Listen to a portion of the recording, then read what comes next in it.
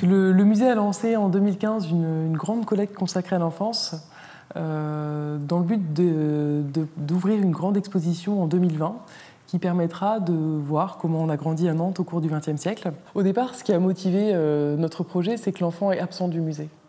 Et il l'est aussi parce qu'il est relativement absent des collections. Et donc, comme on l'a déjà fait d'ailleurs sur le sujet des guerres, on se tourne vers les Nantais pour constituer ce patrimoine qui aujourd'hui n'existe pas.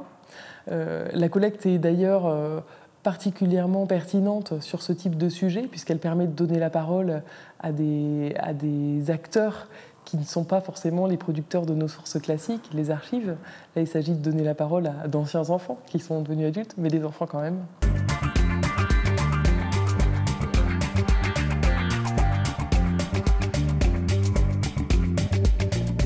J'attends en particulier différents types d'objets, peut-être pour témoigner de la première partie du siècle, où on considère finalement que les adolescents marchent un petit peu dans les pas de leurs aînés à travers le développement notamment des mouvements de jeunesse. Ce qui m'intéressera, en particulier, c'est tous les objets, les insignes, les uniformes, les ouvrages, les petites publications qui peuvent témoigner du développement de ces mouvements de jeunesse à Nantes.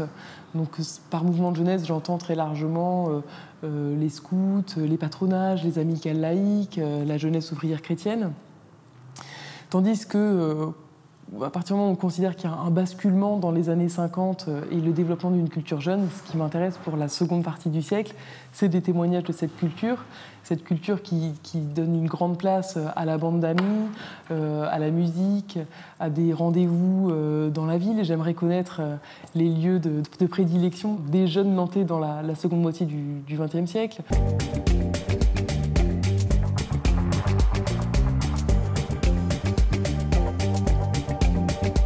Concrètement, les donateurs prennent contact avec moi et je les reçois au cours d'un entretien où ils me présentent leurs objets et où je les invite, en les guidant, à aller plus loin dans leur témoignage. C'est-à-dire qu'au-delà du récit qu'ils apportent autour de l'objet, je leur fais me raconter plus leur vie pour disposer d'un véritable récit de vie et accumuler et faire se parler entre eux des témoignages tout au long du siècle, d'enfants nantais tout au long du siècle.